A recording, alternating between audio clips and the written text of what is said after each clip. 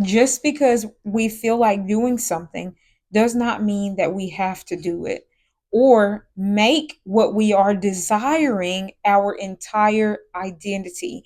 This is how the enemy has tricked many to be with the same sex and do unnatural things or even change their God given identity, male or female, simply because they feel like they aren't whatever sex God made them to be.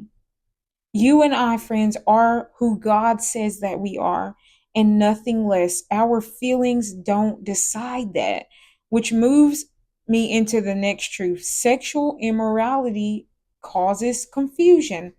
Remember how I stated, when we are led by our passions and our lust and our appetites, we are not thinking clearly and we are thinking carnally and with our flesh.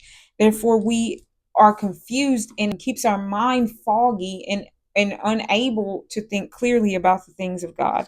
Let me read to y'all Romans 1:24 through 27. Therefore, God gave them over in the lust of their own hearts to sexual impurity, so that their bodies would be dishonored among them, abandoning them to the degrading power of sin. See that right there? See, it says, so that their bodies would be dishonored.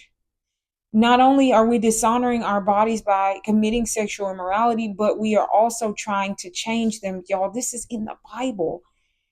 Verse 25 says, because by choice they exchanged the truth of God for a lie and worshiped and served the creature rather than Creator, who is blessed forever. Amen. For this reason, God gave them over to degrading and vile passions, for their women exchanged the natural function for that which is unnatural, a function contrary to nature.